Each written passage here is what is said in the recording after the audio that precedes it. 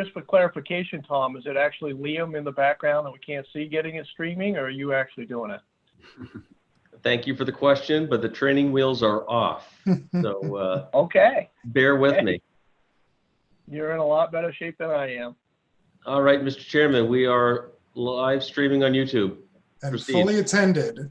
Thank you. Good evening. I'm calling to order the meeting of tonight's Scarborough Downtown Development Committee. Let's start with a quick swing around the room for introductions. And what I'll do is I'll just read down the list of panelists. So when I call your name, let us know if you're a volunteer or a liaison, and maybe where in Scarborough you're from. Tom, you're first. Tom Hall, sorry. Yes, Tom Hall, Town Manager. I live out in West Scarborough, I guess, Saratoga Lane. Great, thank you, Tom. Brian Shumway. Yeah, I'm Brian Shumway. I am a committee member, and I think I live borderline West Scarborough. I'm right off of Payne Road. Dan Bacon. Dan Bacon. I'm here on behalf of the Downs as the development director. I don't live in Scarborough. We'll forgive you. Rocky, that doesn't look like Scarborough behind you tonight. No, it's not. No, it's Marco Island, Florida. But Rocky Risbera, Downs Development Team. Excuse me. I actually live on Black Point Road and have I've lived in many locations on Black Point Road, but been in Scarborough almost my whole life. Thanks, Rocky. Art. Art Dillon, Black Point Road. Been in Scarborough most of my life too. Sarah. Sarah Layton, I'm a committee member and currently living down in Penn Point. Thank you. Kim Rand. I am Kimberly Rand. I lived in Scarborough for a year and I actually live at the Downs. Great. Tom Madden. Tom Madden, committee volunteer, Beach Ridge Road. Tom Basha. Hi, Basha Mohammed. I live on Sawgrass. It's been 10 years since I have been living at Sawgrass, and I'm a committee member for volunteer. Thank you, Basha. Bruce. You're on mute. You're on mute, Bruce. That was Bruce Civic. John Cloutier. Town Council Liaison, and I live near Camp Ketcha. Thanks, John. John Anderson. Hey everybody, Town Council Liaison, and I live right off of the Scarborough Connector and Layton's Farms. And I think I missed Kim Rand. Oh, Kim Bridgham. I'm sorry, Kim. Yeah, no Names worries. are bouncing around on me. That's all right. Kim Bridgham. I live on Spurwink Road. I'm very close to the Nonsuch River, or I'm sorry, the Spurwink River, and I've lived in Scarborough mostly since 1987. Thank you. And I'm Travis Kennedy. I'm a volunteer from Beach Ridge Road in Scarborough. I didn't miss anybody. Everybody got a chance to say hello. The next order of business is the minutes from our previous meeting. Do I have a motion on the minutes from that meeting? So moved. We have a movement for approval. Is there a second? Second. Okay. Is there any discussion on the minutes from our previous meeting? Seeing none, motion is approval. All in favor, please gesture at your screen or say aye. Aye. Aye. Aye. Are there any opposed? Unanimous. Okay, we have up next is basically the only item on our agenda tonight. We have a presentation from Dan and Rocky. And of course, I would be remiss if I didn't thank you again, Dan, for the excellent tour of the site that you took the group on earlier today. It was very informative and certainly gave me at least a sense of the scale and shape of what we're planning to build. So thank you for that. The meeting is in your hands. You tell us if you want us to ask questions before or save them or how you want to do it. And I'm handing the gavel over to you right now. Great. Okay, I'm going to jump in. Rocky here. Dan's going to drive. We've got a slideshow that we're going to present to you tonight, but I'm going to start off. Dan and I talked a little bit before the meeting. I think it would probably be smart if you have questions on specific slides that we're on, if we go ahead and take those questions as we go. But we do have time tonight to answer general questions. We're hoping for some good discussion. So I think if it's kind of pertinent to the slide we're on, fire away and we'll see if we can answer it. And if it's more general or can wait, then let's do it at the end, and we'll try to get through this as quickly as we can. I want to thank you all, for being part of the committee, and also the members that could attend today. Obviously, I was not there, but Peter and Dan have told me they felt it was a good tour and time well spent. It didn't end in a snowstorm like the last time we were out there with the planning board, I think it was, or was it the council? Can't remember. Anyway, but I think it's helpful to be on site to try to get a sense of scale, and that's one thing that really, even with all of my development experience, when you get out there on site and see the size of this property, it's something to try to get your head around. So it's helpful to be out there. Just a little bit of background. I think most of you know who I am and who the development partners are. I'll tell you a little bit about why we got involved with the Downs and how that all came to play. But when we heard that the Downs was available, because the Downs has been available for sale for the last about the last 15 years, and it has been under contract actually 17 times in the last 15 years, but it never closed. And when we heard that there was an opportunity there, we did quite a lot of research before we made any commitments on it. And what we found was that of all of those contracts that were on the Downs, it was almost always geared around a gambling play. And that was something that the voters spoke on several times, and it didn't appear to us that was the right way to go. But it finally got to a point where we recognized that there was a development possibility there, and so we jumped in, because the town recognized the value of the Downs a lot earlier than our development team did, and actually enacted some specialized zoning. I believe it went into play back in 2013. At the time, the town had some real vision on what ought to happen with that site, and so specialized zoning was put in place. But what was important to my partners, my brothers, and the Mishu brothers, was to see that this property got developed in a proper manner. We're all from Scarborough, and my family's been involved in the development of Scarborough since 1968. So we've been there, and we think Scarborough, all of us think Scarborough is the best town in Maine, and it's grown very well, and we wanted to see the Downs develop in a what we see as a proper manner. It had been under contract several times to out-of-state companies, and no slight to them, but they weren't going to put a hometown feel. They didn't understand really anything about Scarborough, and we feel like we do. We feel like we know Scarborough, and we want to see this developed in what we see as a proper manner that's positive for the town. And so we've spent a lot of time and energy trying to figure out what the right play is here, not only for ourselves but for the town. And we've done a lot of work with market studies, and really put a lot of time in engineering and land planning to figure out where to go with this. The first thing that we recognized when we saw the Downs, it's 525 acres. It's got great access, as everybody knows. We got Route 1, we've got Higgins Parkway, we've got Payne Road, but we had very little utilities actually within the site. The utilities that were actually on the site when we bought the property were really just enough to run the business, and they were very antiquated. That the operation was built in 1949, and it has been operating, I believe it opened in 1950. So we recognized that there was a lot of opportunity here, but there were no utilities, and everything had to be developed from brought in from scratch. And so that really became a kind of a conundrum as to how to do that. So I've used the analogy of how do you eat an elephant?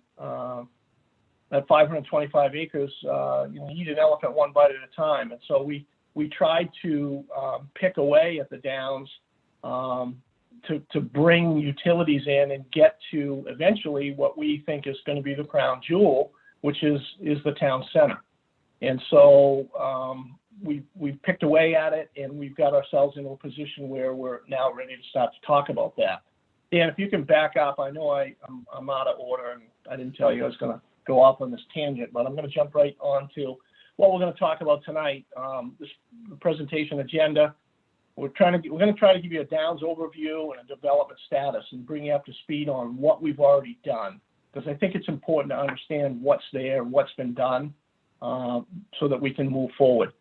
We're going to talk about the live, work, play aspect, and you're going to see that, the community aspect, you're going to see that throughout our presentation slides, that there's live, work, play in every piece of the Downs, and I think it's very important to the success of the Downs. We're going to talk about Town Center North and where we are with design and approvals in that section. Talk about the Town Center and what we think are the key elements. I want to talk specifically about the Grandstand for a few minutes, and I think we should have some good time plenty of time for questions and answers and some discussion. So if we can move on, Dan. The overview. So what you're looking at is the master plan of the Downs that shows what's been done and the rough road network that's been laid out. The orange lines are where we anticipate road systems to be. There are areas on the plan where you don't see any orange lines yet, and that's really not fully developed and laid out. So I think what I'm trying to portray to you folks is, what's in the ground, what's already in concrete, what's planned out, and then what are the areas that are still to be planned. I think, Dan, if you click on that, just to orient you folks, that gray line that just popped up, if we start on the Route 1, and I know you can't probably see the screen I'm pointing to, Dan's got the mouse, but if you start on the Route 1 end, you see there's a red or an orange line that comes in, and that Downs Road is built all the way in until it hits the black line, right about where Dan's mouse is now. And that was primarily where the Downs Road was when we bought the property. It's been shifted some, and then as you follow along, the orange line becomes a gray line, and that goes out to the Payne Road. So that's that travel way that everybody is used to traveling. I'm just trying to orient you all to the site. That section, that gray section, a good chunk of it is going to get realigned, and a big piece of it is going to go away. Dan, can you point to the section that's going to go away? Right in there, we want to get rid of that as part of our wetland mitigation. There's a significant wetland in that area. You'll see there's a lot of green area. And the wetlands were divided back in 1949, and we want to put that back together because it is a significant wetland, and it makes sense to have that put back together. The road network will go out around that and connect through, and eventually there'll be a roadway that goes out to Higas Parkway. So that's the basic road network. This has been, what you're looking at has been approved by the planning board at this point in time. Brian wants to stop for a minute, so fire away. You're on mute. Yeah, Rocky, and we can maybe do it later in the slide, but as you're talking about the Downs Road, and as we think about what a downtown is and distinguish it downtown for the town from a downtown for this development. One of the things that's really striking to me from the orange line plan is that there's really no throughway that takes you from one of the major arterials in town directly. Everything requires turning to get to one of the major arterials, and that raises a concern for me that rather than being a point of passage and a point of natural attraction, this is going to turn into kind of a destination type feature that you kind of have to travel to, rather than a natural type place that is organic that people are ordinarily going to. And so, yeah, I just want to kind of throw that out there, the importance of true connectivity between the existing heavily traveled roads that we already have in town in order to make sure that the downtown that's created here becomes a downtown for the entire town and not just for the development. Sure. One of the things that we recognized when we bought the property is that the Downs Road was a throughway. It was, in fact, a 60-mile-an-hour zone. It was really, really fast. And we thought that it was important to stop that. We didn't want people just speeding right through the Downs. We wanted to have designated points where you would have major thoroughfares. So from Route 1 in to where Dan's pointing now is Center Street. Route 1 in, you come to a stop sign. Center Street is a major road that will come from Higas Parkway and go out through and connect to the other end of what is now the Downs Road. The name will have to change, but that's a major throughway from the Payne Road. So we wanted to have vehicles come in and stop and be able to make a decision. Am I going on to Route 1? I've come in from Payne Road. I've gone on to Center Street. Am I going to go downtown, which is just off to the left, or am I going to go through to Route 1, or am I going to go through to Higas Parkway? So we've tried to have designated spots where you stop and we don't have this major throughway. But feeding into what we see as the downtown will be many interconnected streets. So the whole project will be interconnected in that manner. So I think we're on the same page, but there's some more discussion will certainly need to be had there. Rocky, it probably bears a couple of words toward what's shown here on the top of this screen. It's kind of to the east of the property. This property is a stone's throw away from, the municipal campus that I'm sitting on right now. We have some limitations in terms of connectivity via Sawyer Road. It's probably worth just bringing the committee up to speed in that regard. So, from a planning standpoint, you always try to have interconnectivity. And, I think at some point the town's going to have to wrestle with that fact that, we probably should be connected to Sawyer Road in a couple of locations. Dan's pointing to a small finger of land that we actually own that goes out to Sawyer Road. It's not wide enough for an actually town road to be built on, but we've got about 30 some odd feet there that go out. There's a sewer line that goes out through there. We also have a point where we could easily connect to the subdivision next door, Sawgrass. However, that's a residential neighborhood. And in the crossroads zone, the way it's written right now, the crossroads zone cannot be connected to a residential zone directly.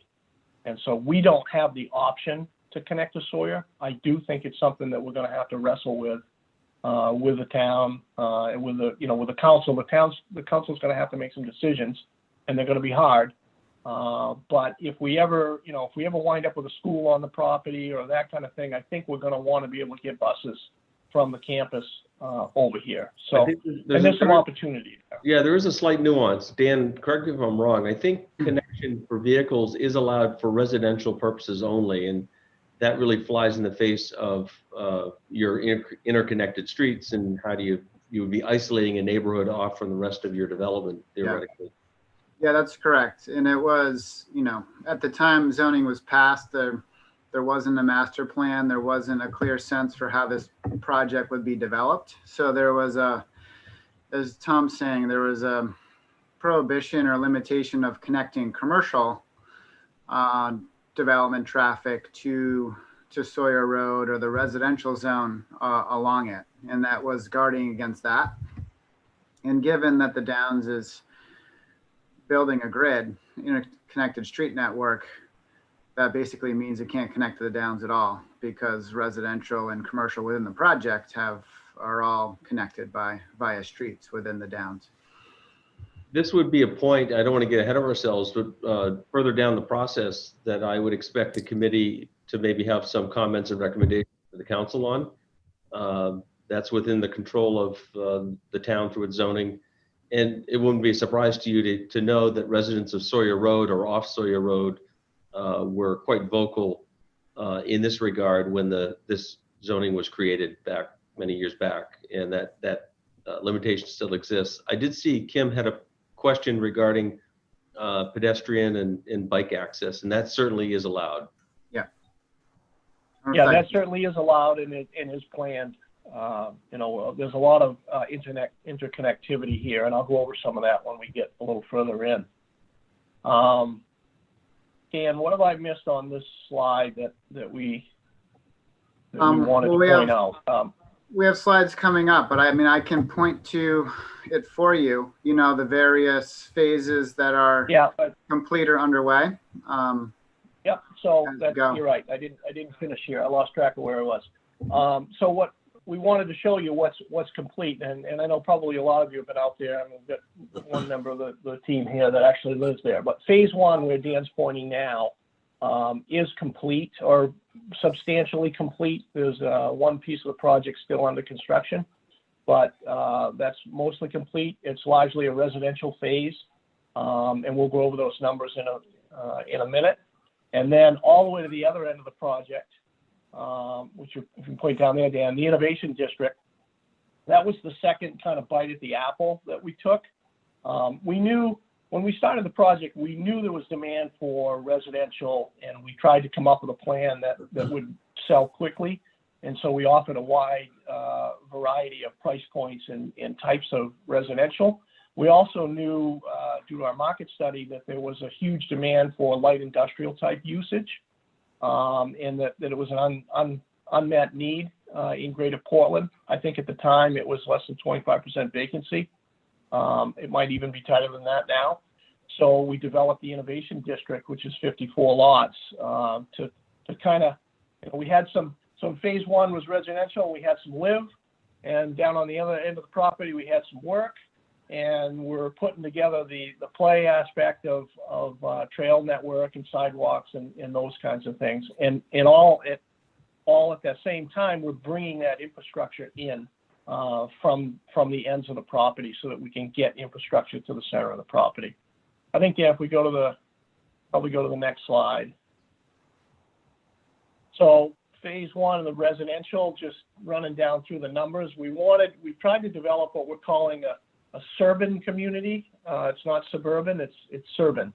The phase one gave us 30 single family houses, 16 duplexes, with 32 garden units. We had 48 apartments. We had a 12-bed memory care facility, and that was kind of interesting. They came to us early on. They wanted to be in the neighborhood. It's kind of a boutique memory care facility, and they were really looking for that neighborhood interaction for this facility, and I think that it's really come out good. We've got independent 55 and over affordable housing going in, 39 units there, and there's another 38 that are actually approved and will be coming pending funding. So of all of those units, 52 of those units are affordable. That is a requirement in the Downs. In the residential aspect, 10% of our units have to meet the town's affordability requirement, and so we've been able to do that. We have 38 more units, again, that are all approved and coming, and that's all part of phase one. And these are some shots of what's actually getting built out there. The first phase of town center residential, you probably noticed when you were out there on the tour, for those of you that were there, is well underway. And that's another similar to phase one, where we have single family homes, we have condominiums, a couple of different styles, and we have apartments that are well underway. So that's kind of the Route 1 end in moving towards the center of town, what we've done and what's planned. We're in front of the planning board now with additional residential phases kind of in that same area. Next slide, Dan. So on the other end of the property, the Innovation District, that's well underway. I don't know if you folks got over there this afternoon or not, but if you didn't, I'd invite you to take a drive when you had a minute. We're pretty proud of that. It's 54 lots on 80 acres. They're pretty much pre-permitted and they're shovel ready. So they're very attractive to end users. This, again, is kind of a big piece of our work aspect and brings a lot of value to the town. We've got 54 lots on 80 acres. There's 50 acres of open space and trails and sidewalks there.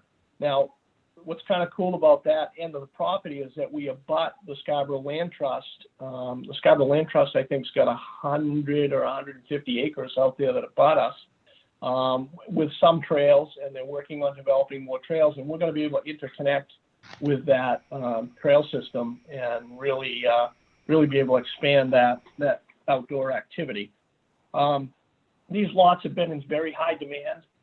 At this point in time, we have 25 of the 54 lots either sold or under contract. There are a couple of buildings all built and occupied. There are a handful of other buildings under construction. And by March, there will be 11 other buildings actually being built out there. So that section of the project is really, really going well. And we're going to be moving into phase 3 of that and opening that up so that we can get that sold out as quickly as possible. We're really pretty proud of that. We were told by the brokers that they could sell it really quickly, and they probably could sell 5 lots a year out there based on this tremendous demand. And we felt we could do better than that, and we certainly have. So that's the Innovation District. Those areas are really what's set in stone. They exist. If we go to the next slide, Dan. Dan's going to jump in from here. So basically what I thought I would do is I would talk to you folks about what's already done. And Dan was going to talk about the things that are actually in planning. So this is a slide that kind of shows the center slide. You're looking down Main Street. This was a really early concept. I'm not super pleased or proud of how it looks, but it's a concept. It's an idea of what looking down Main Street might look like. Dan, can you point to the end where the Grandstand building is in that middle slide? So right where his arrow is, that's the end of the Grandstand building. Just to kind of put you in perspective on site. So these are some pictures of what we think would be in the town center, and what we would hope to see. Obviously, there's a lot of other uses, and that's a big piece of what this downtown committee can help us with. So Dan's going to jump in and take us through what's in front of the planning board right now, so that you're aware of that, and then we'll go from there. Great, thanks, Rocky.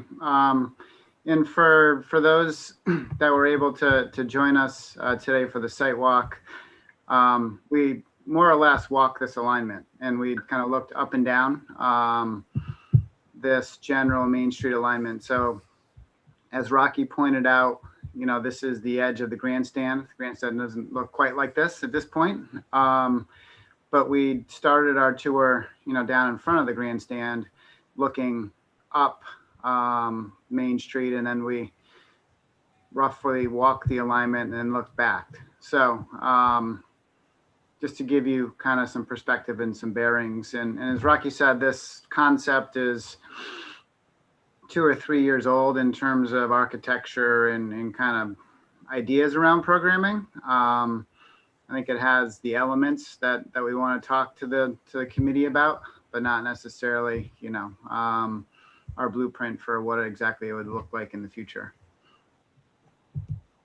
So kind of going back to plan view, to build on Rocky's presentation and to explain the planning board process and where they're at as it relates to at least part of the downtown area. I know this plan kind of goes from the larger overall plan that you saw and zooms in.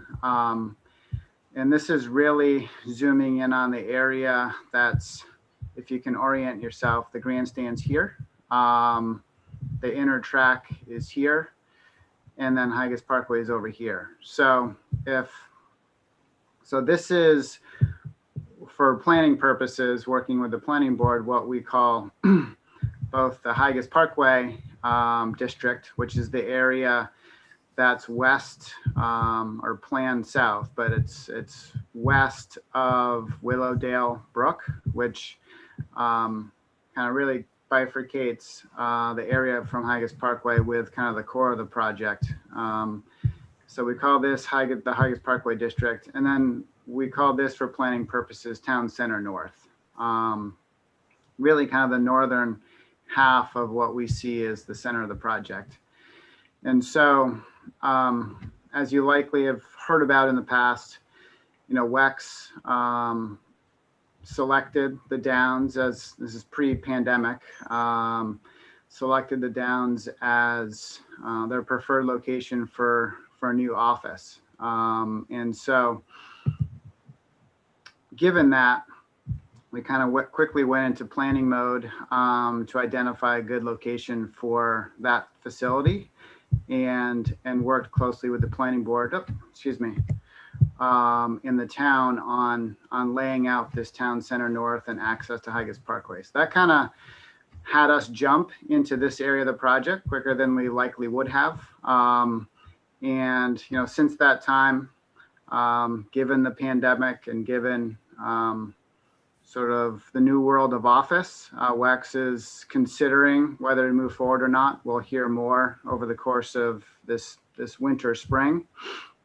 But we're hopeful that they still move forward. But regardless, we've got a master plan approved for this area of the project with the town and the planning board.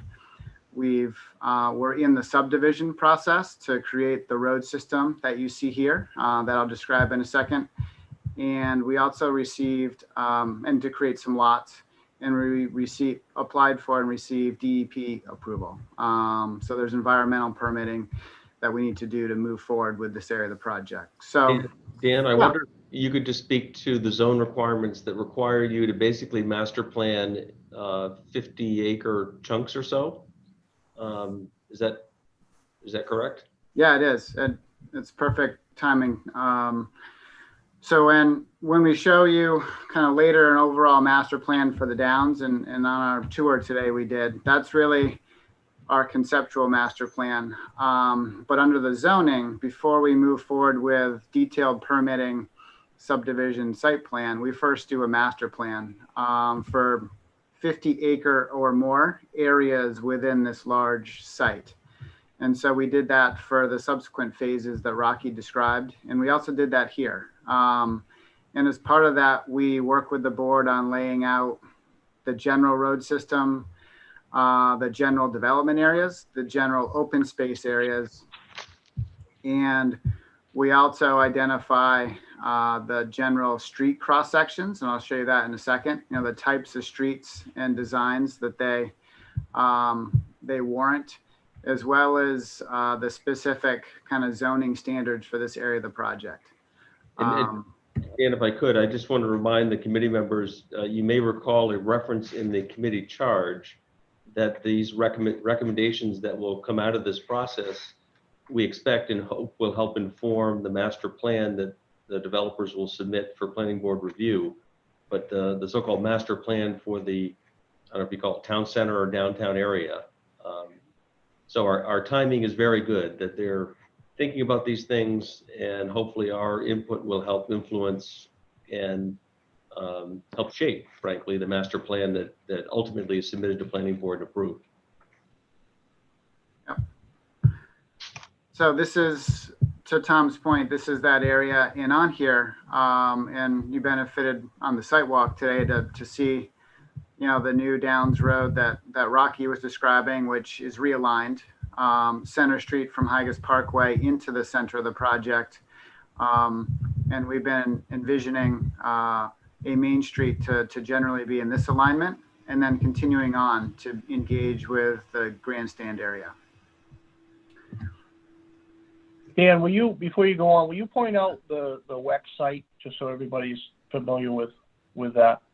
Absolutely. So what on here is shown as Block A is a large lot that we're in subdivision review with the planning board to create.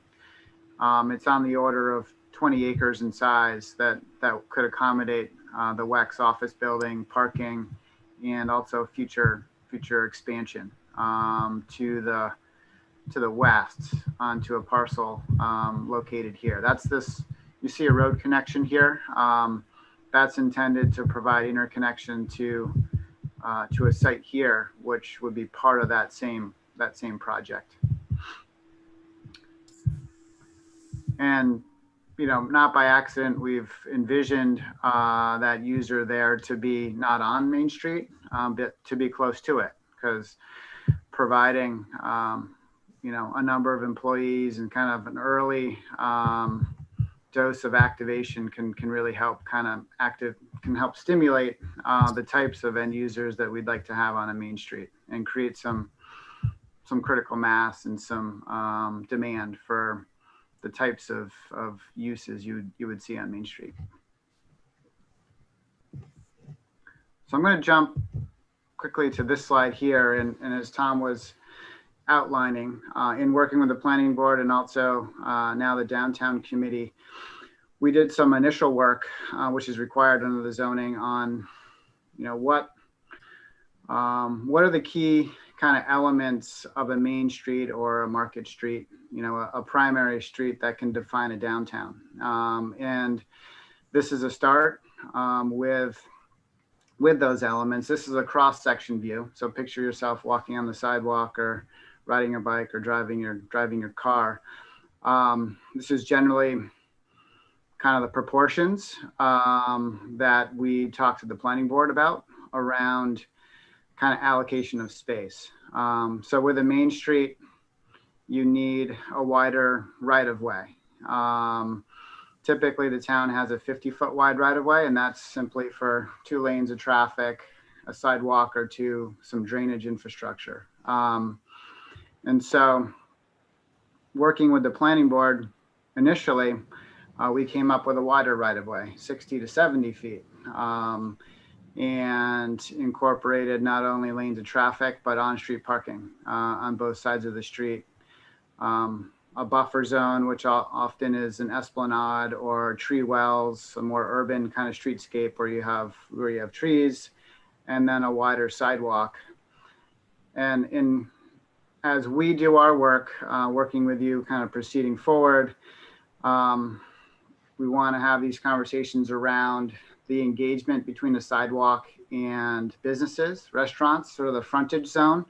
And so that's an area, I think, to continue to talk about, is what's the appropriate width of sidewalks on a main street? What's the appropriate kind of engagement between storefronts or on, you know, sidewalk, side seating and dining, etc., public space. So I'm sure we'll come back to this at future meetings, but I wanted to provide this as a starting point as to what the planning board seed and what we've envisioned for the key elements of a main street. And I'm sure we'll work together on what the right dimensions are and what the right proportions are for and uses within this space. I mean, the beauty about having this conversation now, and it's easy for me to spend Rocky's money, but, you know, the cost is incremental. If you're to build, you know, double the width of sidewalk, you're not tearing things out and rebuilding them, you're building them for the first time. So yes, it costs more, but it's incremental in the whole scheme of things. That's the beauty of the blank canvas that we have in front of us here. Dan, I wonder if I could just ask kind of a question about hierarchy from a planning perspective. Yep. Kind of dipping back to your planning background. Is there a difference if we think of this district as a, you know, kind of a downtown with a capital D, so like a downtown for the entire town, versus like a heavily developed mixed use neighborhood? And you know, what I think of there is, you know, the difference between a downtown Boston and, say, Hanover Street in the North End, you know, which has lots of activity, but is at, you know, maybe a smaller scale and more, you know, drawing a different type of audience. Does that inform, from a planning perspective, the approach you take to designing the space?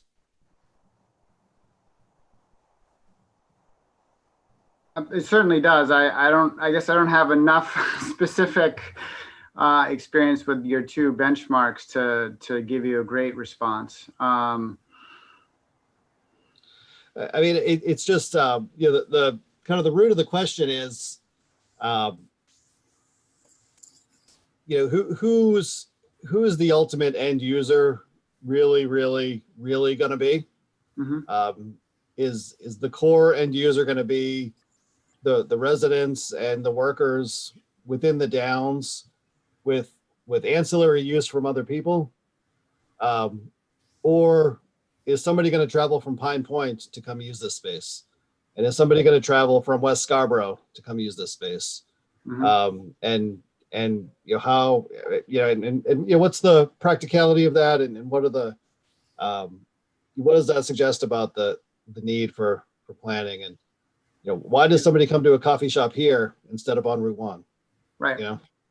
So, I mean, my quick reaction to that is our intention is to try to attract a range of businesses and users, destinations that can help induce this to be Scarborough's town center, not the Downs' town center, as well as regional draw. I mean, WEX was a good example of bringing in early activity employees from the region that would come there, you know, for work, but walk across the street to get a sandwich at lunchtime, or stay to shop or to do something after work.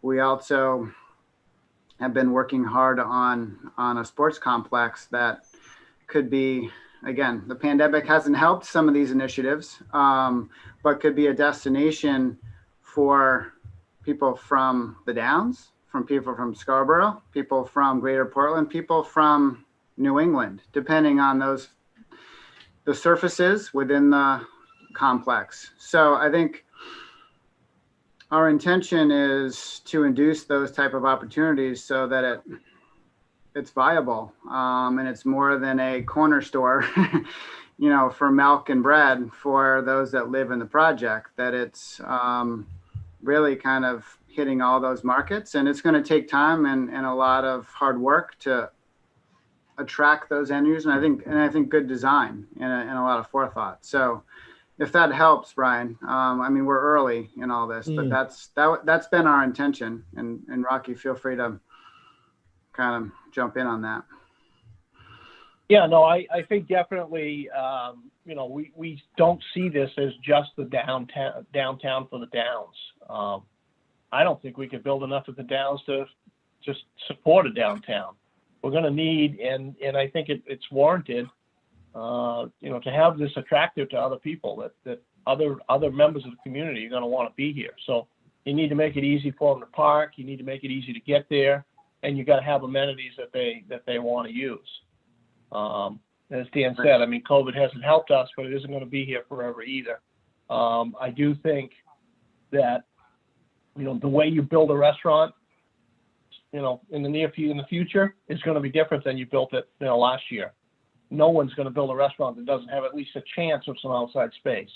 There are things that, and we'll have to work through that. And I think this committee can help us with some of that. So it's not going to be business as usual, but you know, we can come up with a plan that works. That'll be attractive for people to come. You know, the WEX piece of this whole thing, you know, it was really great that they were going to come, and I'm not saying that they aren't going to come. I truly believe that they are going to do something at some point in time. They still need that space. They're an early catalyst to bring people. Kim asked me how many, and I don't know whether everybody can see the messages or not, but you know, around 800 employees is what they were talking about in that building to start with. Boy, that really starts to make a restaurant or you know, a sandwich shop, a coffee shop, that really starts to work. I mean, we've built rooftops and we'll continue to build. What I mean by rooftops is residential units. You know, anybody that's going to have that type of commercial space, a restaurant or shopping, any of those kinds of things, they need rooftops close by. And so we're going to continue to do that, but we can't build enough to make it all work. So we're going to need everybody else from town to want to be here. But Brian, your point is one that I hope this committee focuses on. I think that's exactly the sort of work that we hope this committee does, which is what are the amenities, who's the end user, and what amenities do we think are necessary to attract that end user? Yeah, and just to put kind of a finer point on it, as I look on the map, and I'm really struck by the access, and I look at, say, 800 people at WEX and where else other people are working within the district.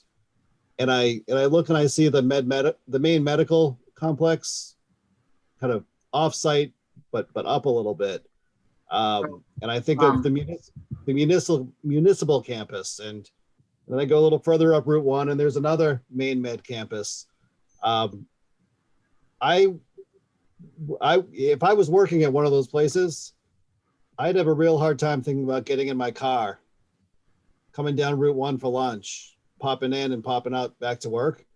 And so what it suggests to me is that although we're talking about it, and although we're all thinking about this as a downtown with a capital D, making it work as a neighborhood, a highly developed neighborhood, might have a lot of value to it.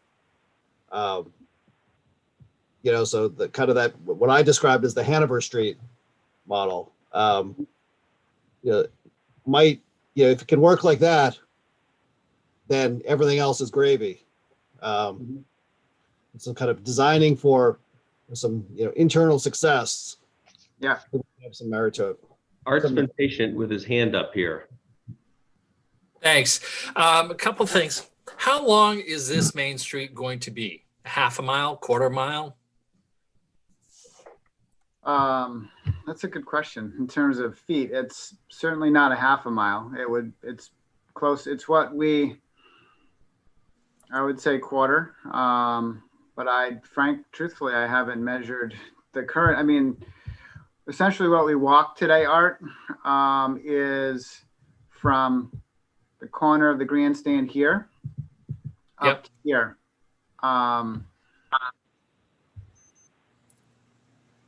Well, one of the things I was getting at, knowing how long this is and what kind of, condensed shopping, eating area, the draw,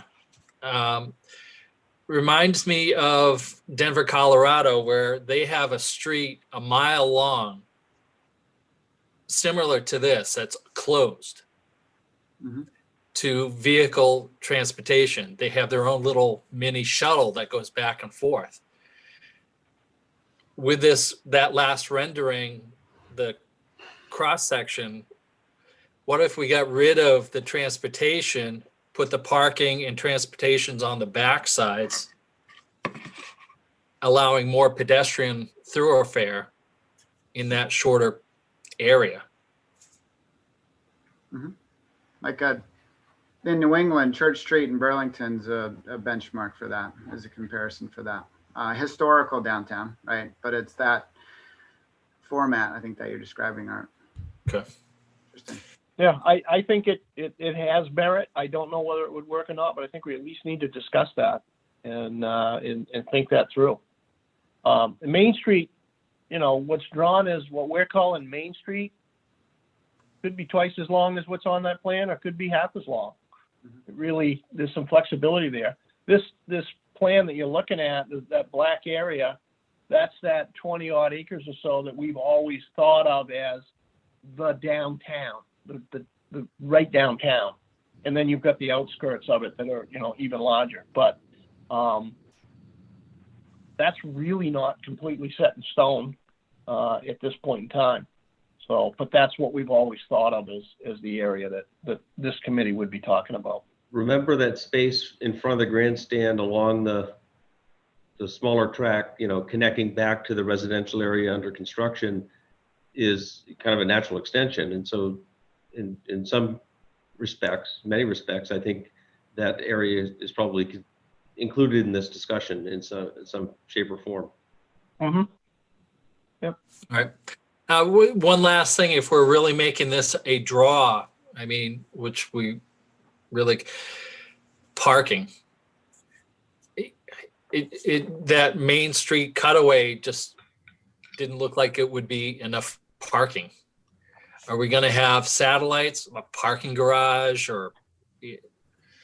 Yeah, that's a huge component to a successful Main Street is location of parking, so that it is very walkable. It's the sharing of parking, you know, and being flexible around more kind of common parking,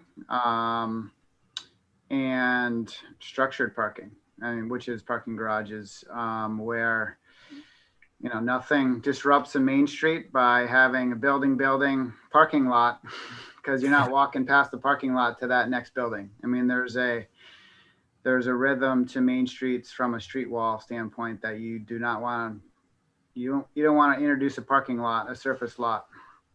And cities all over the nation are kind of trying to undo the creation of those over the last 50 years. So that's a huge component. Right. If you look closely at this plan, you'll see we have some parking behind buildings, and we've tried to work some of that in. Yep. I think at some point we might have to think about a structure, because I think that, you know, like Dan said, you don't want to introduce blank parking lots along your Main Street. So I think you have to have on-street parking. Personally, you're going to have some, because people are going to want to be able to try to swing in there, but you need to have adequate satellite type parking. And I think that's, you know, part of the planning process. I see Kim Bridgham has a question. Thank you. Yeah. Maybe you'll get to this. I'm jumping the gun, but what is the plan for the grandstand and the part that's currently occupied by the We are Downs? going to get to it. Okay. We're going to get to it. Well, I think that's a good segue, Kim. And I'm sorry if I'm not seeing hands. I can only see my presentation, so I'm not ignoring anybody. And Tom, certainly interrupt me as others ask questions. Or Oh, I will. Don't you worry, Dan. All right. So I think, Art, you started to kind of get into some of these things, and these are just our ideas around what we see as key elements for discussion, for your use, for our collaboration. And I'm sure they're not exhaustive. And Brian's kind of poking at some of these, but so the key components to a successful downtown, and this is kind of planner world here, is a mix of uses. You know, you don't want all commercial, or all the same type of commercial. You don't want all residential. A mix of uses, you know, from restaurant to office to some retail to some employment to some residential, all are an important component to creating activity, not just at night or on the weekends or during the day. So that's something that is quite obvious, but we wanted to bring up having that kind of compact design, which isn't always common for a town like Scarborough, so that it's fairly dense, and that just creates the opportunity to be very walkable, and have overlapping uses in the same building or next door to each other, and having kind of the right kind of downtown urban form. I think key component obviously is a Main Street. Maybe there's cars on it, maybe there aren't. And or a central square or a central kind of public space, civic space where people go and recreate or have events or are drawn to. Obviously pedestrian focus versus auto focus, and that's something we've been working hard in general and on the Downs project, is having sidewalks on every street, in most cases on both sides, having them proportioned to be the right size. Another key piece to think about and that we're thinking about is adaptable buildings. You know, not building a single purpose building that it's only a drive-through restaurant or it's only this or it's only that. Downtowns are successful because buildings are located are designed properly, located in the right location to the street, have the right square footage, and then their uses may change over time based on market demand. If it's a special place, the building will stay, the business may come and go, or that could be true for residential. So having buildings that are adaptable to use and the demand of the day or the decade. Yeah, Rocky. I want to jump in for a second there, Dan, as far as market demand, and that's going to be really, really important to us as developers. We want to make sure that we come up with something that people are going to want. I think Haggis Parkway is a classic example of a development that nobody wanted, and it's taken a long time to get to the point where it's desirable now. But a lot of zoning changes had to be made. We really want to focus on where the market is at and where we think it's going, so that we can develop something here that will attract end users. That's the whole key to this thing. Rocky, incidentally, do you envision, Rocky, having ownership interest in some of these buildings, or is the model going to follow what you've done today, which is to sell lots to third parties? We have geared everything we've done so far with the Downs to try to be in a position where we can own a good portion of this downtown. We see a lot of build to suits is what we envision here, and actually own a big portion of it. How much we'll be able to do, I'm not really sure. Our attitude, with the Downs has always been, as end users come, we'll open any door put in front of us and run down that road and try to figure out how to make something work. But we have been geared from day one to try to own as much of the downtown areas as we can as developers. Thank you. And I guess the two last points that are pretty obvious is we want to design and work with you on something special. Have a sense of place. Have it be authentic. Have it be a draw, and be unique and be a modern downtown. And kind of vitality is sort of what Brian's getting at, is we need to figure out the right draw to create kind of that vitality, so that it is visited both internally, but also a draw eventually from all of Scarborough and beyond. So some of the images here aren't particularly unique, but they give you a sense of what those elements might be, to spur conversation and thought as the committee does its work. Tim, Bridgham, did you have another question, or is that just the hand up from before?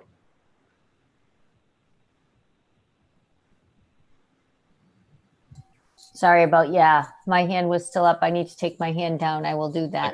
I got it. Thank you. Yeah. So we have a couple kind of more detailed images that we've done in the past. They're not particularly current, but I think they provide more kind of granularity to some of the thoughts that we've had for the downtown area. This one, this is the Main Street alignment. If you can follow kind of from the master plans that we're showing you to this more detailed plan.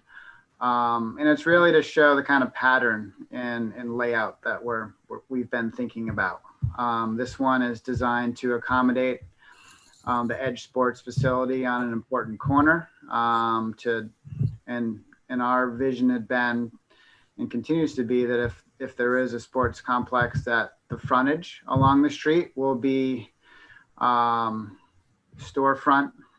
There might be a restaurant. It would be a mixed-use building, so it engages with the street, but also is a catalyst, a draw to the main street by people using the sports facility with fields to the rear. So that's this larger building. This is an earlier version. Wex would be one large building across the street here, not three, but it would have the same kind of relationship to Center Street and Main Street, and then kind of give you a sense of the pattern with what we would see as mixed-use buildings along the Main Street. Again, like you brought up, Art, kind of parking. So here we would site parking to the rear. There would be on-street parking here. But again, maybe this is a pedestrian street that we could explore. So I think this can kind of help envision a little bit further what a downtown could look like and feel like. And, this is suggesting plaza space at this important intersection. Yeah, Brian Shumway has a question regarding kind of massing and scale, height of buildings and such, and also construction materials, whether you given any thought to that? Sure. We've given some. I mean, this is an area that you might see 3 to 4 to 5 story buildings, in that kind of range. Earlier versions of the Wax building had been 4 stories as a benchmark. The Edge Sports building was thought to be 2 stories along the street. And, given the height of such a facility for a hockey rink or indoor turf, it would continue to be 2 stories or 2.5 probably vertically to the rear. So, that type of massing. And in terms of architecture, we've thought a little bit about that. We thought about being, kind of contemporary. We haven't landed anywhere in detail, but I guess my bias would be don't try to be Freeport or Yarmouth, because this isn't being built in, the late 1800s, early 1900s. This is being built in 2020. So that's my bias. Rocky may have other views. My bias is, thank God we don't have Freeport and we don't have that type of Main Street. We've got a chance to build a brand new Main Street here, something for the 21st century, and it's I think we've got a tremendous opportunity. And there's no slight to Freeport. It's lovely, but you wouldn't build it that way today. You just wouldn't. We've got a chance to really do something good here, and I think I had answered Brian's question, his text message or whatever the chat message was. I think this committee is going to help us with some of that scale and what's the building makeup and what do we think it ought to look like. I personally don't think we want to build a colonial New England kind of an old type. It just, to me, it doesn't work. It's fake. It's not authentic. It's got to have some modern design to it. But we've got somewhat of a blank canvas here. So. And the grandstand. Yeah, no, I was going to say, Rocky's going to talk about the grandstand in a minute. That's also it's a unique building, and so if that stays and we're able to redevelop that could inform architecture as well. Kind of working with the committee and thinking through that, it adds an interesting kind of architectural element to the conversation.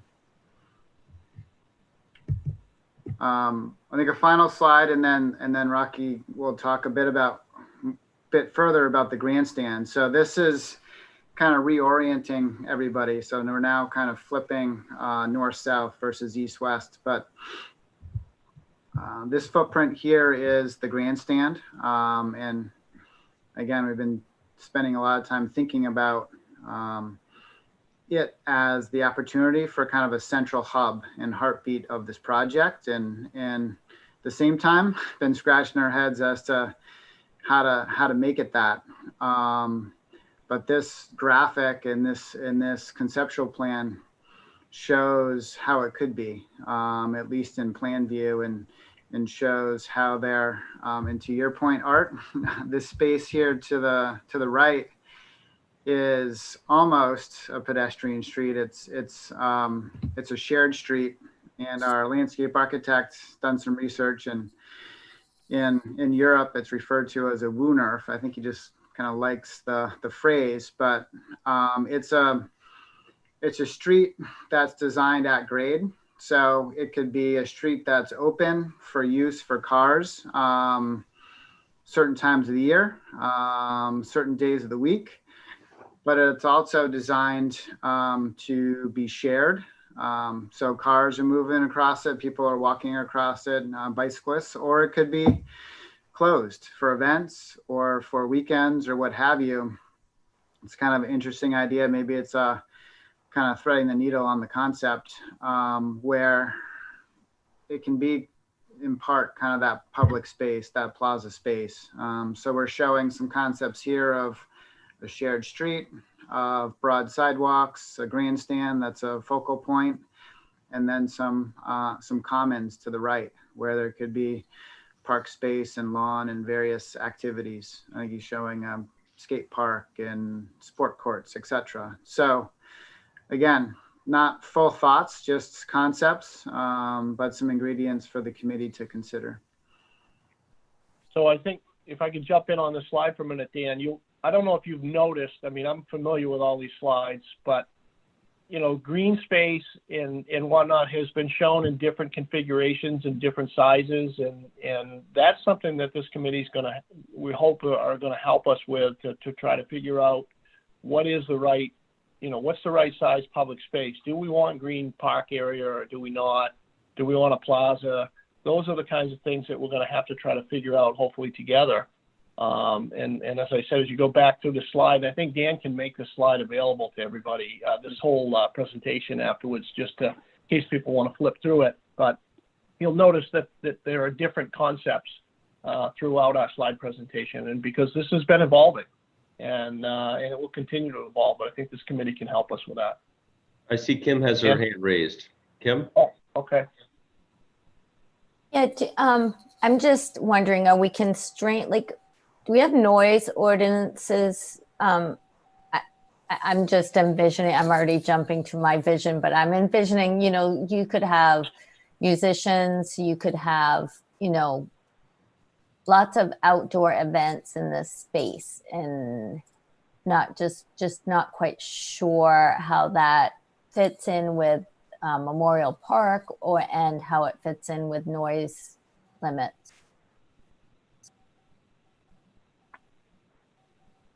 So the short answer is we're gonna have to figure that all out and what's the right fit. We definitely have noise ordinances in town.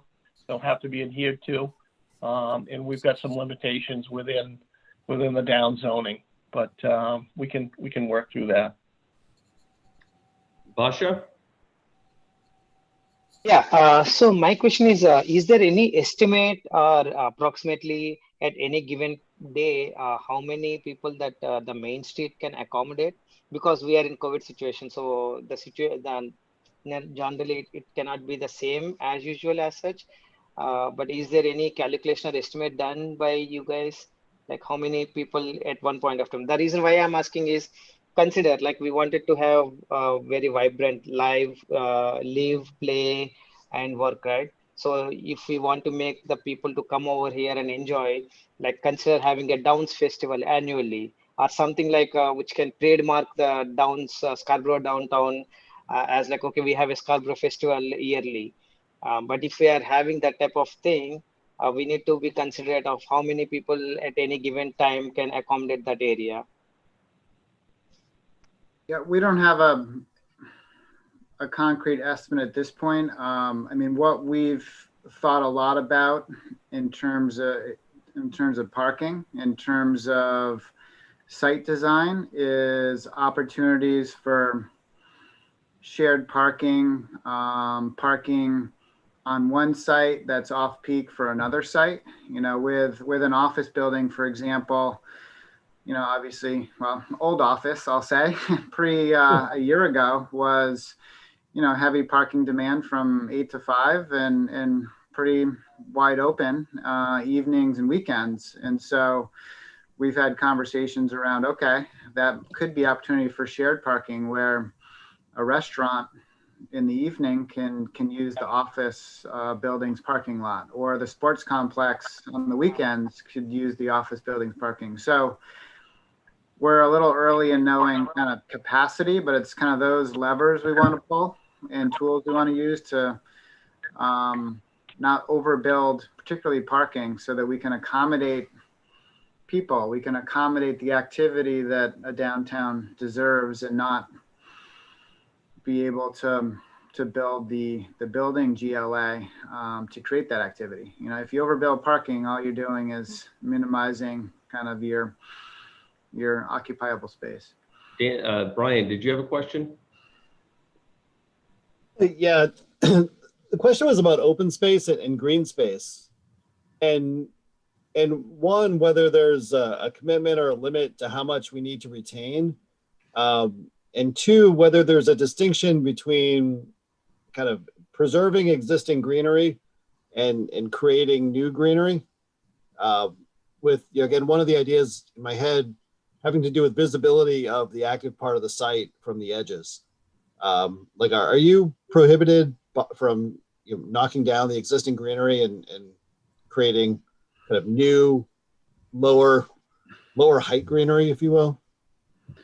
Are you talking site-wide? You're thinking of like from Haggis Parkway, Route 1, Brian, or the periphery? So Yeah, just to create more visibility into kind of where all the action is in the site. yeah, I mean, that's one of our design constraints on the site overall is, for better or for worse, our edges have a lot of wetlands in the core of the project around the grandstand, and is the most contiguous uplands. Obviously the tracks, they've been uplands for at least 70 years. So we do have some constraints. If you're envisioning, I want to be able to see the downtown from Haggis Parkway, there's limited, it's along that center street that we can do development, we can do clearing. And we also have some stream buffers. So at the macro level, that is one of our constraints on the edges. If we're talking about kind of allocation of developed open space, plaza space, parks, etc., in the core, I think it's pretty important to kind of talk through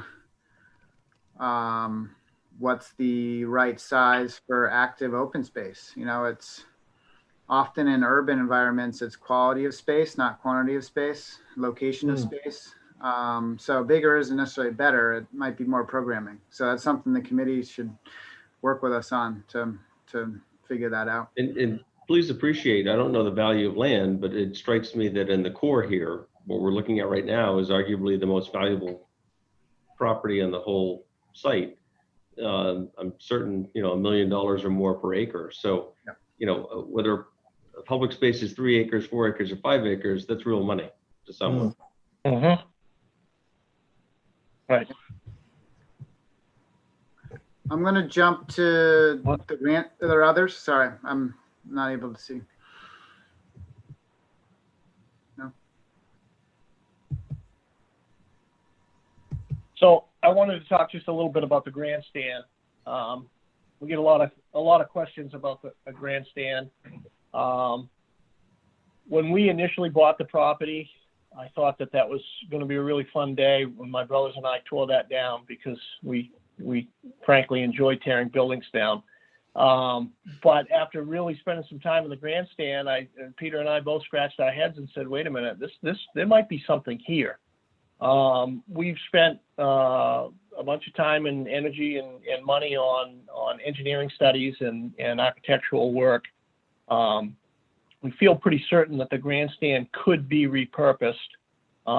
Structurally, the bones are good, but it would be a tremendous undertaking.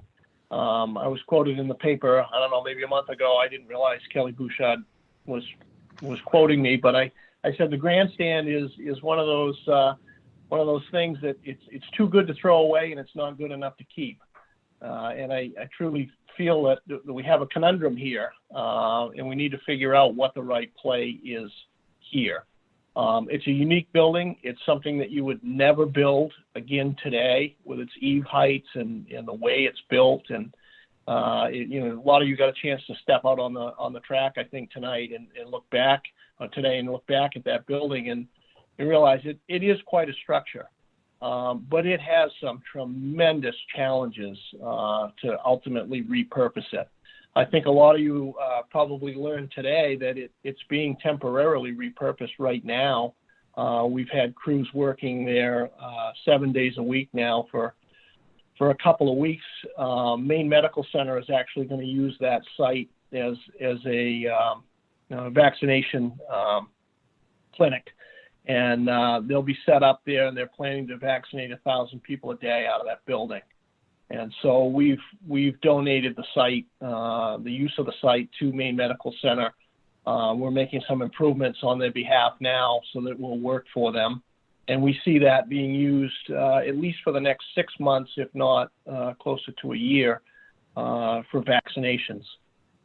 That work that we're doing maybe will be good money thrown away, or maybe not. We've had to make improvements. The building has been in disrepair for a number of years, even though it has been used by the business over the years. But the roof leaked, and it's really in tough shape. But we're making some improvements so it works for Maine Med, and that might inform us, as we move forward to how to repurpose the building.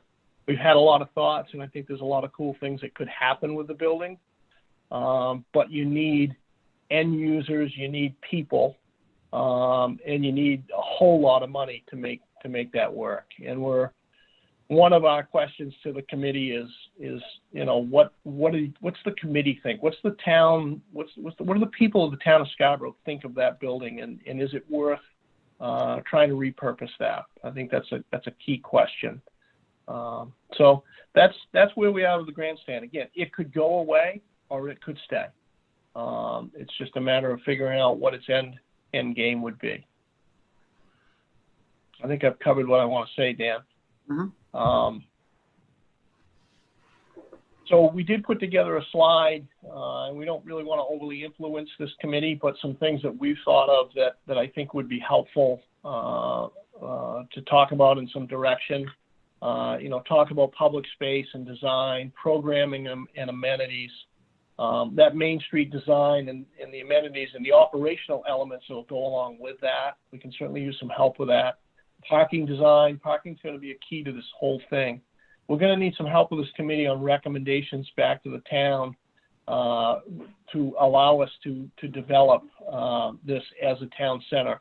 The crossroads zone allows us to do many, many things, and it's really, it's well written, but there are areas within the town's ordinances, codes, and departments that are not all aligned, and we're going to need some help with that moving forward.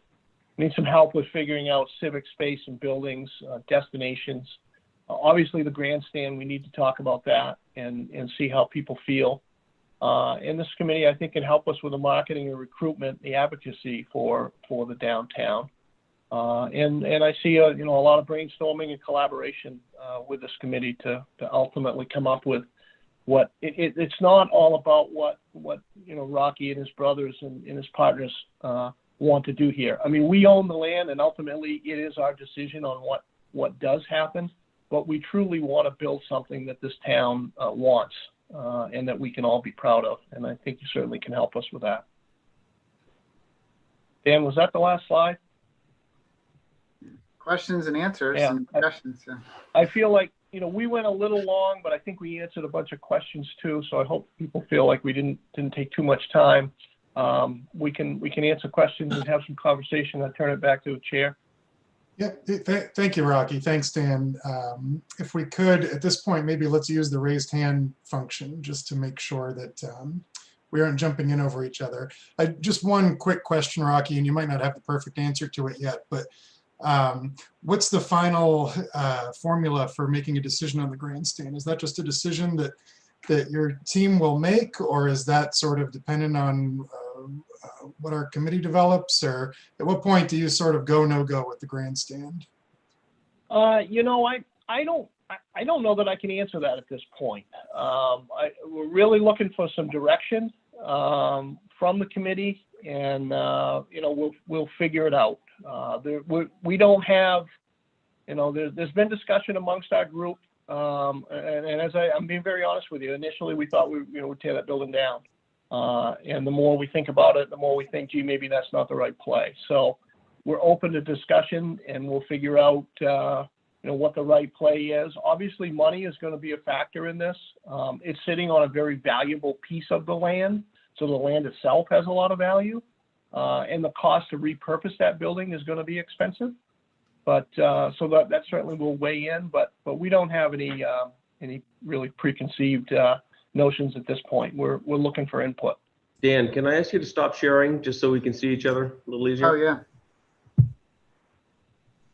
That work? Oh, no. Thank you. We can certainly go back as needed. And I'm looking for hands. I'm not seeing any yet. Do anybody else have any questions? I don't have the button, Travis. Oh, okay. Well, go I ahead. don't have a button either. That's why I'm not raising my hand. If you open up the participants window, down at the bottom, there's a couple little figures. It says participants. If you click on that, it might depend on what device you're using. You can see the list of everybody in the meeting, and there's a little button that says raise hand. But go ahead, Brian. What do you got? I don't have any question. Okay. I have another one. Rocky, can you talk a little bit about phasing? I mean, we know it's impossible to build this all at once. So what's your sense of, steps 1 through 100 or however many there may be, and in what order? And I think we also know that's probably subject to change depending on whether we get those large anchor tenants or not. But what's your sense of how this will start to be built out? It certainly will. It will depend on, we're going to need some of those type of anchor tenants to make this, to give us our start. And I think we're going to want to look very closely at Main Street. I don't personally see Main Street being built from one end to the other day one. It's going to take a couple of bites at that apple. Obviously, the more users we have, the easier it is to do bigger pieces of it. But it's going to have to be phased. I can't tell you what that phase might look like right now. Until we get further into the layout and the development of it. But as we've done the downs, from day one, it's bites at a time, and that's how the downtown's going to have to get done. And I guess just before I call on Kim, the reason it's on my mind is if it's being built in stages over multiple years, which I assume will be. I think a focus for us, for our committee, is going to be designing those phases, so they feel complete and successful as they're built. So there's still an attraction to visit them from the outside or from the property, and it doesn't just feel like a multi-year construction project. So I think a mission we'll have as we start to look at phasing is, how does it feel like its own place? Well, it's its own place, and so in the next place, when we're able to build it, is either an extension or its own identity. But how do we focus on building it so it doesn't just feel like the beginning of a large construction project? It's just thinking out loud right now. I know there isn't an answer, but I feel like it's a mission. The challenge. Yeah. Kim Bridgham has had her hand up the longest. Kim, you're mute. Kim, you're on mute. Kim. On the Edge facility, is that conceptual, or do you think is that something that's actually kind of pre-COVID was going forward? So pre-COVID, we were pretty confident that was going to happen. They're revamping their business right now. I think the demand is there. I think regardless of what happens with COVID, kids are going to play sports somehow. And so I think it's going to come back around. The town, we were really interested in, we spent a lot of time, the town had a great committee working on, whether or not they wanted to be a tenant in that building. And I think that's kind of left a little bit open. I think generally the feeling is, yeah, we'd like it, but we don't see how financially it would work right now. I think we're going to have to take another look at it, but I feel like there will be some aspect of a sports facility as part of this project. I think it's important. I think there's a need for it. And I think it could be a real catalyst to making the downtown work. So it's on our minds. Bruce, you're muted. Still muted.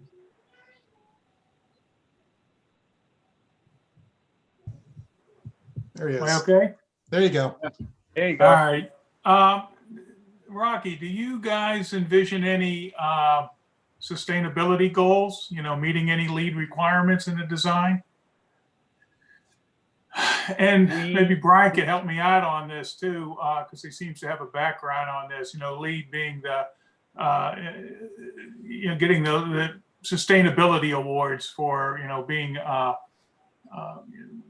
using energy efficiently, laying out property that you can actually get LEED awards. And I've done this for buildings, but not for for sites. And maybe my questions for Brian. Number one, are there lead targets for developments? And if there are, would that be something that you guys would be interested in? Because typically, to meet those sustainability requirements, you become a good citizen in terms of the environment. I'm not pushing it. I'm just asking if you guys had any thoughts about it. And the way you're looking at it, I'm thinking no. I personally haven't thought a whole lot about it. It's certainly something that we need to get into and look at as a team. But we just, we haven't done enough work in this regard. Well, maybe what we can do is to help you evaluate that is pull together some information to see what that might involve. And if that's something that would interest you or not, and you can make a decision after you may become a little bit more familiar with it in the process. The second thing is, and I talked with Travis about it a little bit today, is that, I guess this committee is going to, at some point, just throw a whole bunch of spaghetti at the wall. And then, the discussions are going to come about, trying to untangle what's, trying to separate the good ideas from the bad ideas. What, looking at the slide that saw there about the key elements of successful downtown project, I think that those are all good physical aspects, but as you brought up, Rocky, there's certainly the financial aspect of it. I mean, let's face it, we're all capitalists here.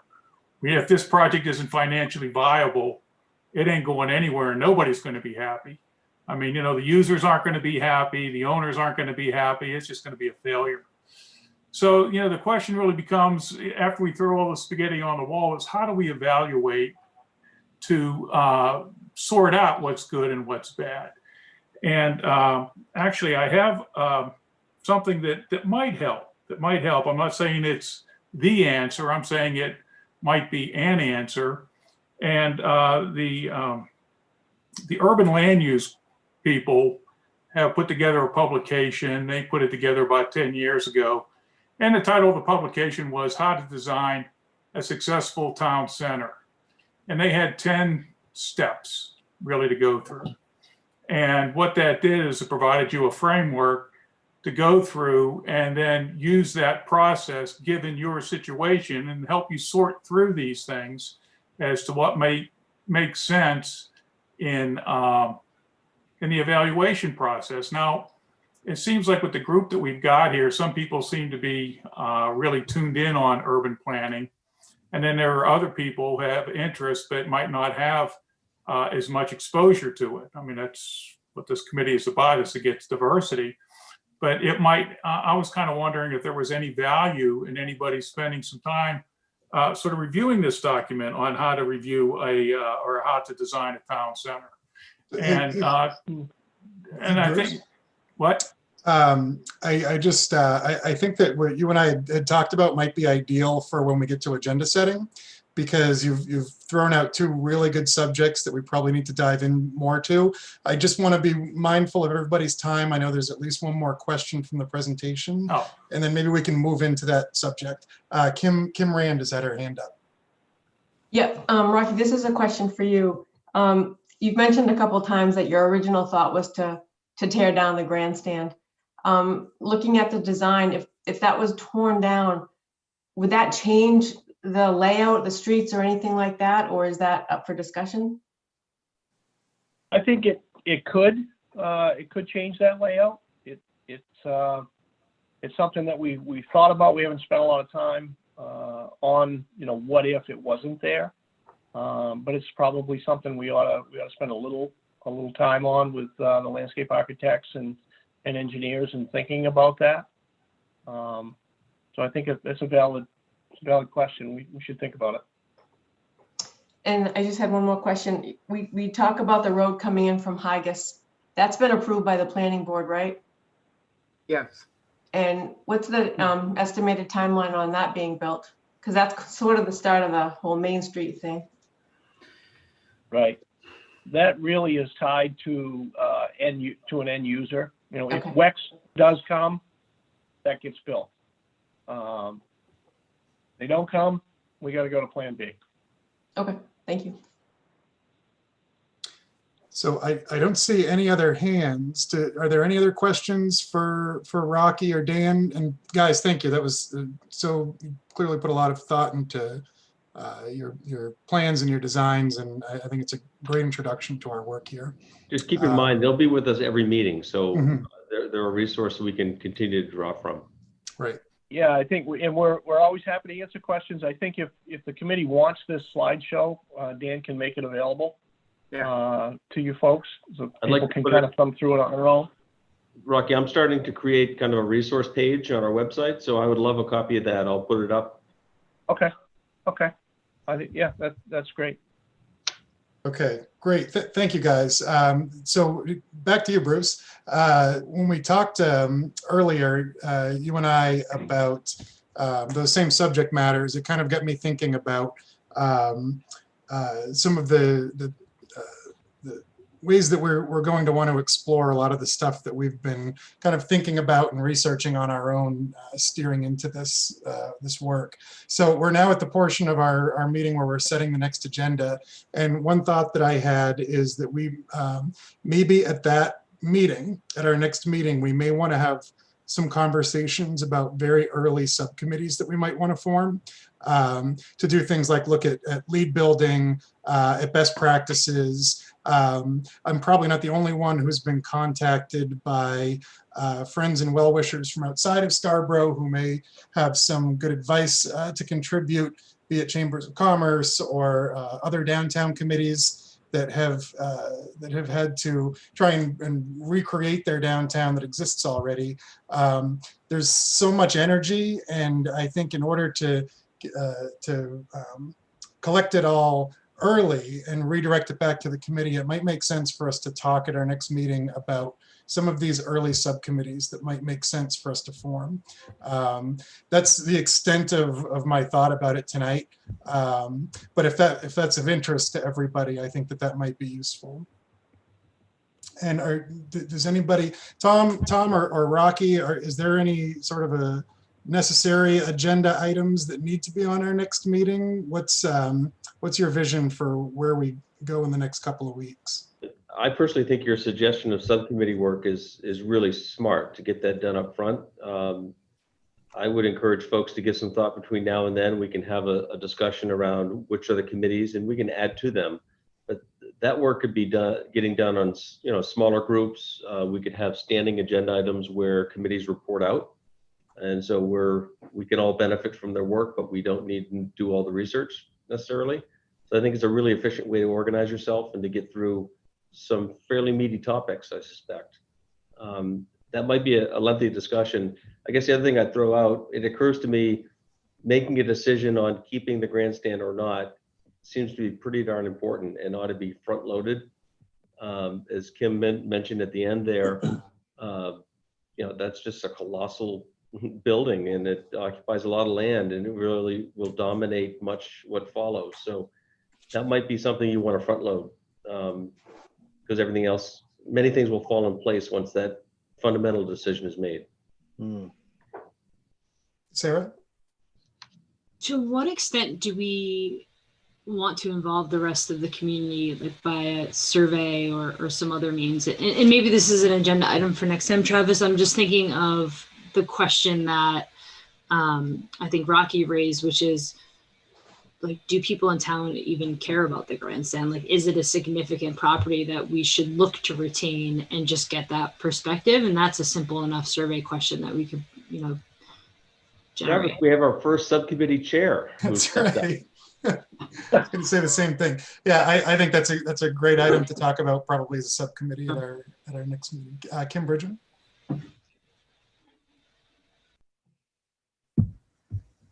One thing I think would be interesting to hear about is the needs that the town has that it's not fulfilling right now, if that's clear. So we know we need to do something about elementary schools, right? Or we think we do.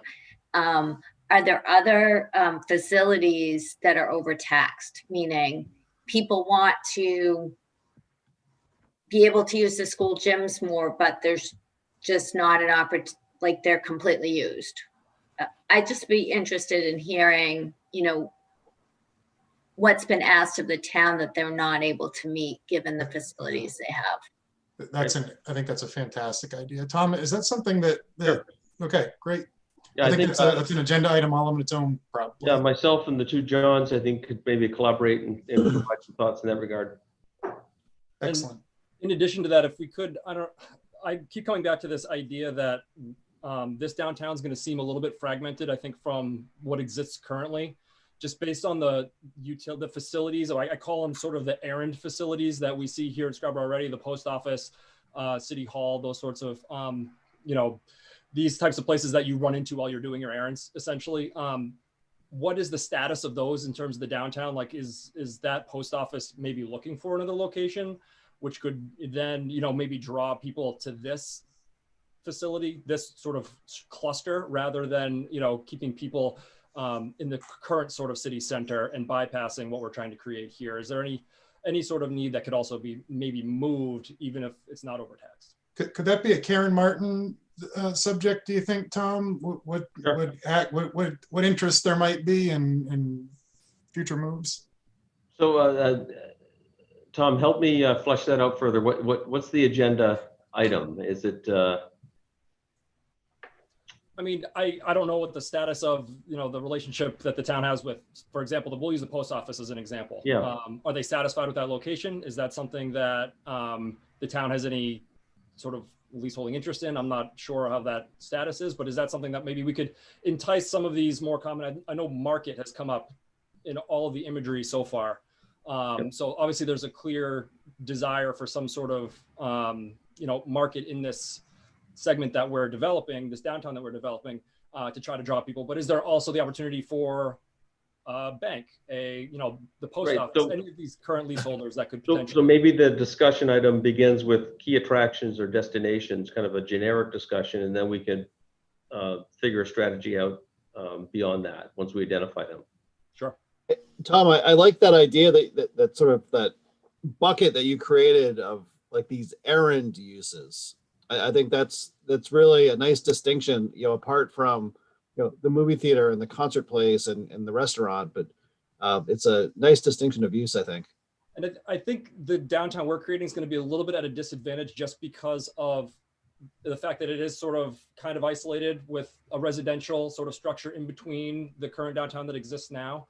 So anything that we can do to not force people in, but to sort of make it a part of daily life rather than just have these attractions that, it's green space and it's the sports fields, but it's also somewhere that I have to go to put my mail in the mail or things along those lines that could actually get people to experience that space, kind of whether they want to or not. I think will only enhance everything else that we're able to put in there. It's the Ace Hardware phenomenon, right?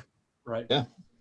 Maybe we can invite Karen to the next meeting to try to comment on that.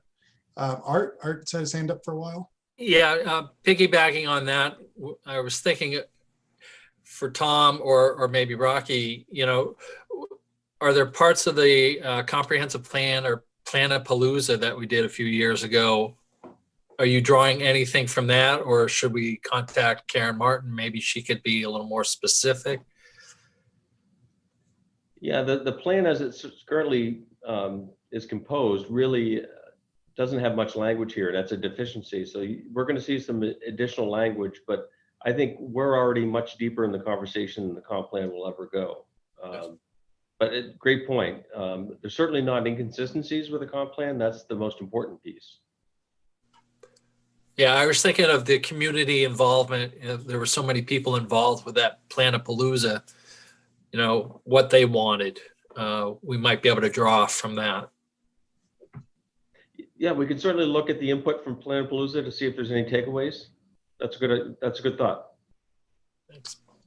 Kim Rand? Just to piggyback on all the discussion, Kim Bridgham had brought up the gaps or where the town's feeling some pressure right now. Alternatively, I was wondering if you guys had if you could provide a little bullet for like what other proposed developments going on in town. Like I know that we sold the fire station across the street from the municipal center, and that was purchased by a developer, and I don't know what their thoughts might be on that. so that either we don't duplicate things or, conflict or something like that. I think that could be a nice handcuff to talking about what opportunities there might be, to Tom's point about errand stops or who might be looking to move. Sounds like we're inviting Sedco. Dan?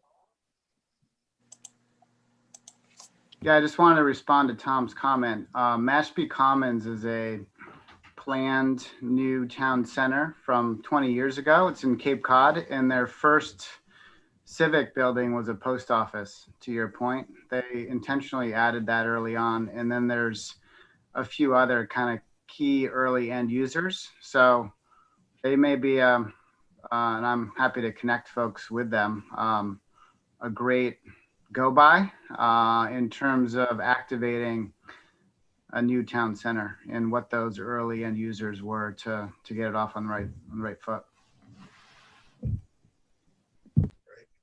John Clucci? Yeah, I was just going to comment. Tom, I don't know if you've shared the facilities master plan with this group, but I think it might be something that will help make the committee more aware of what some of the identified needs are. I don't believe it includes the school side, but you can, I think, assume that there's school needs as well. Sure. But it does a pretty good job of laying things out in the next 10 years where we expect the pinch points to be. Yeah, I'll provide that as part of the background material for the next meeting, and then we can speak to it as well. Brian? I'm thinking a little bit about community engagement, and understanding that we are one branch of the community, and kind of having an urge to, I don't know if the phrase is be careful, but ask for actionable input. And I think if we were to ask folks, do you want to keep this building? There's a lot of emotion that will get wrapped up in answers to questions like that. But I think as we do, to the extent that we do seek community input on things beyond this piece of the community, I think the more kind of targeted and fact-based and sort of distill it to be elements that we can then make decisions based on, I think that'll serve us well so that we don't set ourselves and others up for disappointment. Yeah, I think it's a great idea for a constant subcommittee to talk about thoughtfully engaging the community.